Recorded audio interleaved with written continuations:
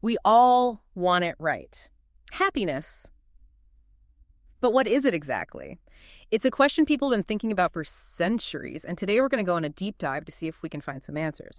We're going to look at a bunch of fascinating sources from old philosophy texts to modern psychology research. Should be interesting. It's really incredible when you think about it, how this one question, what is happiness, has been something humans have thought about for so long.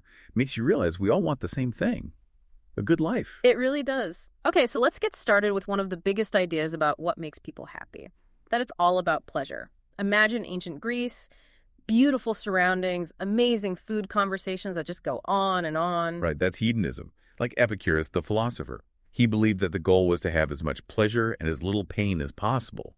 It's not like he was saying to live a crazy, extravagant life, though. For Epicurus, simple pleasures and a peaceful mind were really important. Yeah, I get that. But sometimes I wonder if that would be a little shallow, you know? Like, if we only cared about feeling good, wouldn't we miss out on some of the things that make life meaningful? That's a really good point, and that's where other philosophers have different ideas.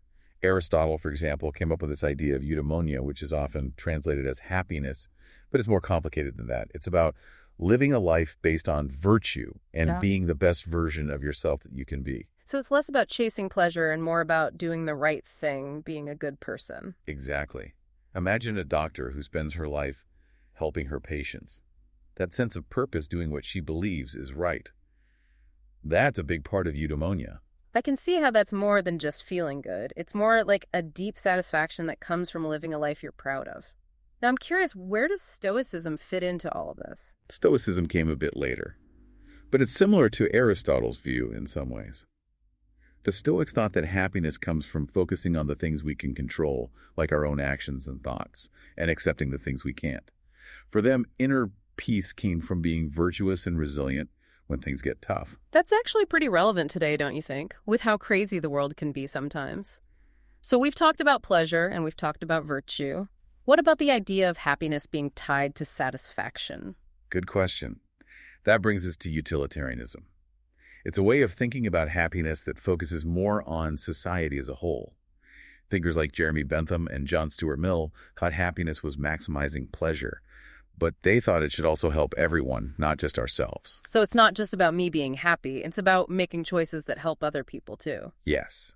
Utilitarianism argues that true happiness comes from being content knowing you are fulfilling your own needs and the needs of your community. It's about understanding that we're all connected and trying to make a world where everyone can do well. I like that. It's not just about feeling good, it's about doing good too. So where does modern psychology fit into all of this? Does science have anything to say about happiness? It definitely does. Mm-hmm. One big idea is the hedonic treadmill. Basically, it says that even when we experience good things, like achieving a goal or getting something we really wanted, we eventually go back to our normal level of happiness. So it's like we're running on a treadmill, trying to get somewhere, but never really getting there, always chasing the next thing. You got it. Mm-hmm. And that can be a problem because it makes us focus on things outside of ourselves instead of finding true happiness from within. The hedonic treadmill shows us that chasing happiness through external things doesn't always work. Oh, I totally get that. Like all those times I thought, if I just had this one thing, I'd be happy. And yeah, maybe you are for a bit, but then it fades and you just want something else. It's a never-ending cycle. It happens to a lot of people. But being aware of the hedonic treadmill is the first step to breaking free from it. We can start prioritizing experiences over possessions, being grateful for what we have, and focusing on building strong relationships instead of chasing fleeting desires. Okay, so if it's not about pleasure or possessions, then what does actually make us happy? What does psychology say? That's where positive psychology comes in. Thinkers like Martin Seligman focus on understanding well-being and how to improve it. One of their main ideas is the PERMA model. PERMA, what's that? So PERMA stands for positive emotions, engagement relationships, meaning, and accomplishment. It means happiness isn't just one thing. It's all of these different things together.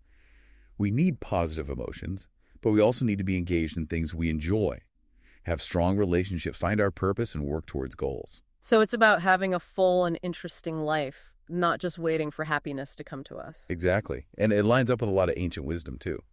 It's cool how these different perspectives kind of come together on this idea of happiness as something complex and ever-changing. I'm already starting to think about happiness differently. This is great. But I have to ask, what about this whole idea of the pursuit of happiness? Is it even possible to chase happiness, or is it more complicated than that? That's a great question, and it brings us to Viktor Frankl, a psychiatrist who survived the Holocaust. Because of what he went through, he believed that happiness is something you find when you search for meaning, not when you search for happiness itself. Wow, that's powerful, especially coming from someone who experienced so much suffering. Yeah, definitely. Frankl thought that if we focus too much on our own happiness, we might never actually find it. Instead, we should focus on living a meaningful life, a life that is driven by purpose, values, and connection. That makes me wonder, what does give life meaning, and how do we even begin to find it? Those are big questions. We'll talk about them more as we continue this deep dive. But before we do, it's important to remember that we've been talking about happiness from a Western perspective. There are other ways of looking at it. You're right.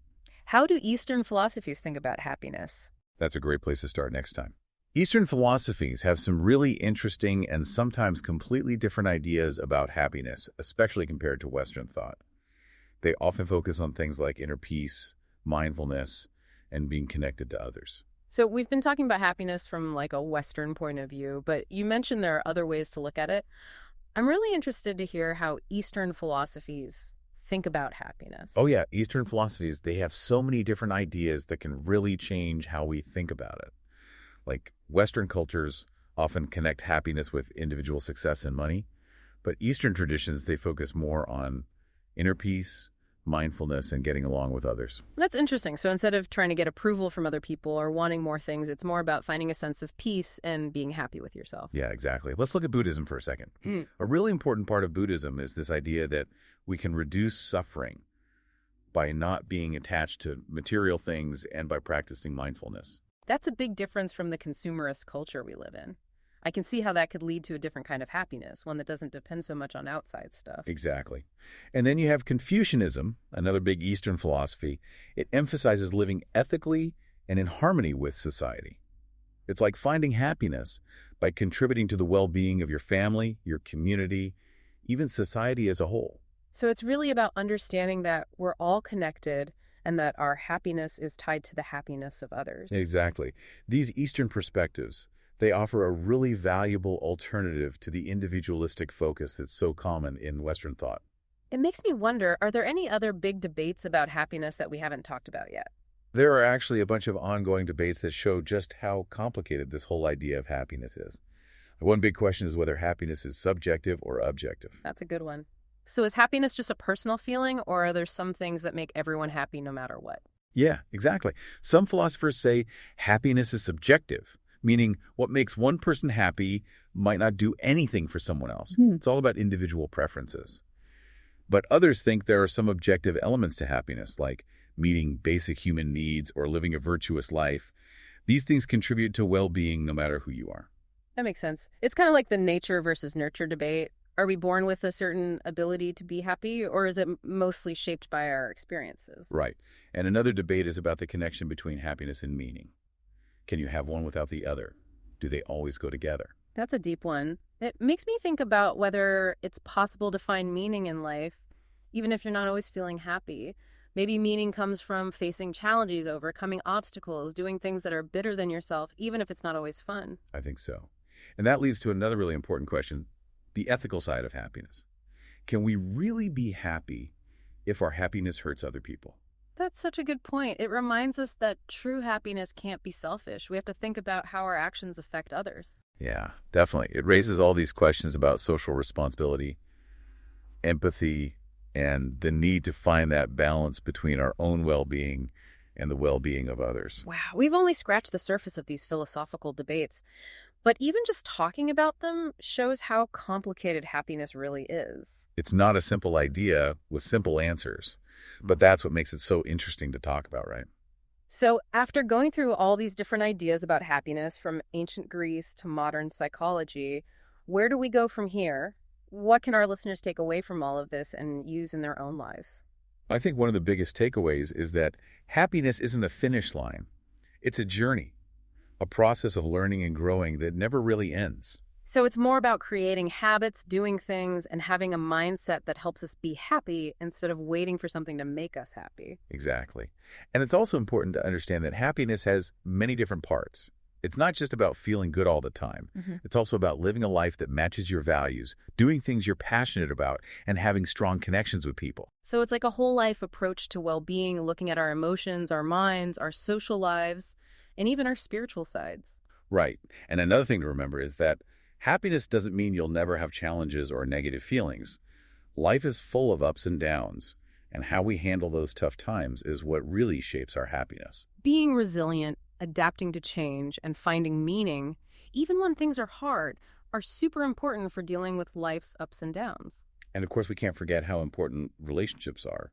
We're social creatures after all, and Yeah. having good relationships with family, friends, and our community plays a huge role in our happiness. It's not just about finding peace within ourselves, but also about feeling connected to the people and the world around us. Exactly.